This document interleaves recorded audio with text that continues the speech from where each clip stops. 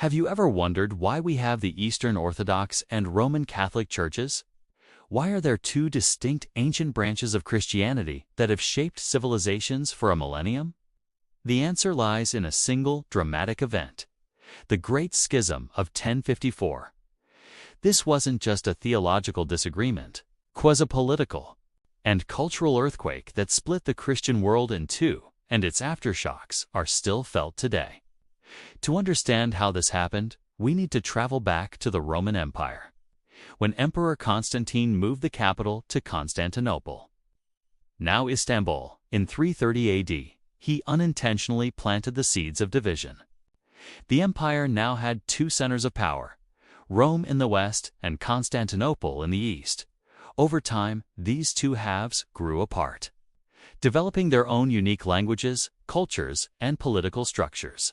In the west, Latin was the language of scholars and the church. In the east, it was Greek. This created a communication barrier that was more than just linguistic. It was cultural. The real heart of the conflict, though, was about authority. In Rome, the Pope claimed supreme authority over all of Christianity, asserting that he was the successor to St. Peter. The Eastern patriarchs, especially the Patriarch of Constantinople, saw things differently. They viewed the Pope as first among equals, an honorary title, but not a supreme ruler. They believed that major decisions should be made by councils of all bishops, not by one man alone. This fundamental disagreement over power was a ticking time bomb. Theological disputes added fuel to the fire. One of the most famous was the Filioque clause. It's a single Latin word that means, "and the Son." Western churches added this word to the Nicene Creed, stating that the Holy Spirit proceeds from the Father and the Son. The Eastern Church was furious. They saw this as a unilateral change to a creed that was agreed upon by all, and they believed it fundamentally altered the understanding of the Holy Trinity. It might seem like a small detail to us now, but for them, it was a direct challenge to the foundations of their faith. There were other differences too, like whether priests could marry or what kind of bread to use for communion, leavened in the East, unleavened in the West. Each difference became another crack in the foundation.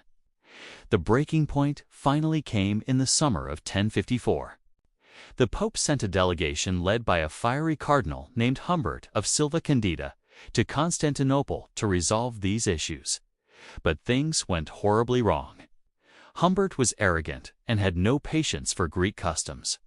The Patriarch, Michael Cerularius, was equally stubborn and proud. Their negotiations collapsed into a series of insults.